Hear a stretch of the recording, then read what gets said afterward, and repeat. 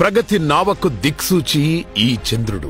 1995 September 1న 45 ఏళ్ల నారా చంద్రబాబు నాయుడు ఉమ్మడి ఆంధ్రప్రదేశ్ ముఖ్యమంత్రిగా బాధ్యతలు చేపట్టారు. ముఖ్యమంత్రిని అంటూ ఆఫీస్ రూంలో కూర్చొని తమాషాలు చూడడం కాకుండా తానే జనంలోకి నడిచారు. ముందుగా ప్రభుత్వ యంత్రాంగంలో పని సంస్కృతిని పెంచే చర్యలు తీసుకున్నారు.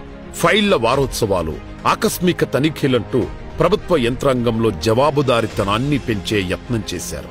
ప్రభుత్వంలో ఉన్న 47 కీలక శాఖలను నిరంతరం పర్యవేక్షిస్తూ వాటి పనితీరులో గుణాత్మకమైన మార్పులు వచ్చేందుకు కృషి చేశారు. ప్రజల వద్దకు పాలన అనే కొత్త విధానాన్ని అనుసరించారు. ప్రజలకు వేగంగా, నాణ్యంగా, పారదర్శకతతో సేవలందించేందుకు అంకురార్పణ చేశారు. దీంతో పనిచేసే ముఖ్యమంత్రిగా దేశం ఆయన్ని గుర్తించింది. అదే సమయంలో కేంద్ర ప్రభుత్వం ఆర్థిక సరళీకరణ విధానాలను ప్రవేశపెట్టిన నేపథ్యంలో కొత్త అవకాశాలను వినియోగించుకొని ఆంధ్రప్రదేశ్ ఆర్థిక ముఖచిత్రాన్ని మార్చడానికి దేశంలోనే తొలిసారిగా ఆర్థిక సంస్కరణలకు శ్రీకారం చుట్టారు చంద్రబాబు. మొదటగా రాష్ట్ర స్వంత నిధులు పెంచుకోవడానికి ప్రయత్నించారు చంద్రబాబు. ఇందులో భాగంగా ఆస్తులు కరిగించుకునేలా కాకుండా ఆస్తులు పెంచుకునేందుకు ప్రణాళికలు వేశారు.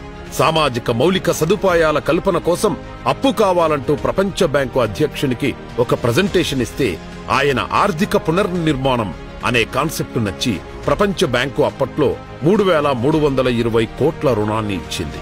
భారతదేశంలో ఒక రాష్ట్ర ప్రభుత్వానికి నేరుగా ప్రపంచ బ్యాంకు రుణ సౌకర్యాన్ని కల్పించడం అప్పుడే మొదలైంది. ప్రపంచ బ్యాంకు ఇచ్చిన ఆ డబ్బుతో సాగునీటి వనరులు పెంచి అందుబాటులో లేని భూములను సాగులోకి తెచ్చారు.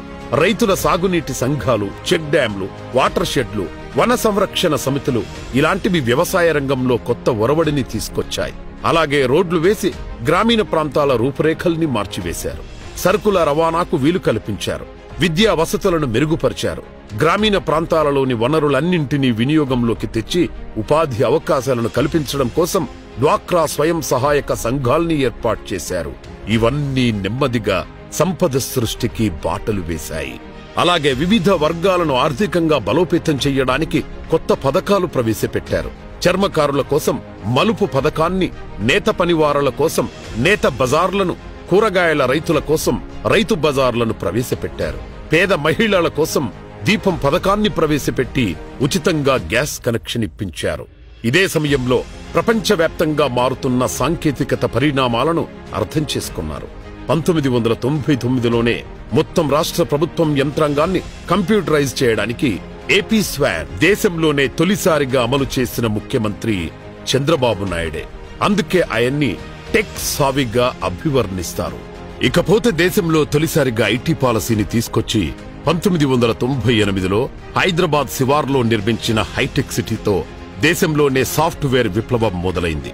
ఇందుకు మైక్రోసాఫ్ట్ అధినేత బిల్ గేట్స్ సహకరించడం ఒక చరిత్ర.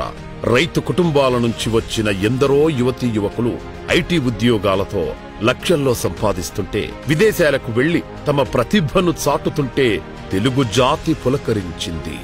అదే సమయంలో మహిళలకు విద్యా ఉద్యోగాల్లో 3వ వంతు రిజర్వేషన్లు అమలు చేసి మహిళా ప్రగతికి బాటలు వేశారు. ఆనాడు ఏడాదికో డిఎస్సీ అన్నట్లుగా ఉండేది పరిస్థితి. మొత్తం తెలుగుదేశం హయాంలో ఇప్పటి వరకు 12 నోటిఫికేషన్లతో 1,50,000 టీచర్ పోస్టులు భర్తీ అవ్వడం ఒక రికార్డ్. అటు ఐటీ ఉద్యోగాలు, ఇటు ప్రభుత్వ ఉద్యోగాలు ఇబ్బడి ముబ్బడిగా దొరకడంతో బాబుతోనే జాబు అన్నది ఒక తెలుగు నాట ఒక నానుడి అయ్యింది. పాలనలో తనదైన ముద్ర వేసిన చంద్రబాబు గారిని time magazine south Asia of the year గా గుర్తిస్తే, వరల్డ్ ఎకనామిక్ ఫోరం ఆయన్ను ప్రపంచ డ్రీమ్ క్యాబినెట్ లో ఉండాల్సిన వ్యక్తిగా ఎంపిక చేసింది.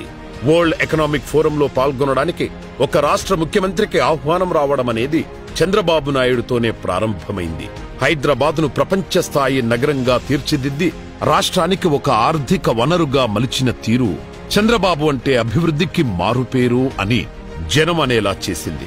అంతర్జాతీయ ప్రమాణాలతో ట్రేడ్ షోలు, కార్పొరేట్ సభలు, సమావేశాలు ఏర్పాటు చేసుకునేందుకు వీలుగా నిర్మించిన హైటెక్స్ కన్వెన్షన్ సెంటర్ పార్టీలతో సంబంధం లేకుండా కీర్తిశేషులైన మాజీ ముఖ్యమంత్రుల స్మారకంగా బ్రహ్మానందరెడ్డి పార్క్, వెంగళరావు పార్కుల నిర్మాణం, ఆప్రో ఏషియన్ గేమ్స్ నిర్వహణ, ఆ సమయంలో జీఎంసీ బాలయోగి పేరు మీద నిర్మించిన గచ్చిబౌలి అథ్లెటిక్స్ స్టేడియంల వంటి నిర్మాణాలు, ఎంఎంటీఎస్ సర్వీసులు, మీ సేవా కేంద్రాలు వంటివి ఆయన హయాంలోనే ప్రజలకు వస్తే చంద్రబాబు చొరవతో హైదరాబాద్కు వచ్చిన Shamshabad international airport, outer ring road, metro రైళ్లు ఆ తర్వాత అందుబాటులోకి వచ్చి హైదరాబాద్ను విశ్వనగరంగా మార్చాయి. ఈ రోజుతో చంద్రబాబు గారు ముఖ్యమంత్రిగా మొదటిసారి బాధ్యతలు చేపట్టి 30 సంవత్సరాలు పూర్తయిన సందర్భంగా ప్రతి తెలుగు హృదయం ఆయనకు అభినందనలు తెలుపుతోంది.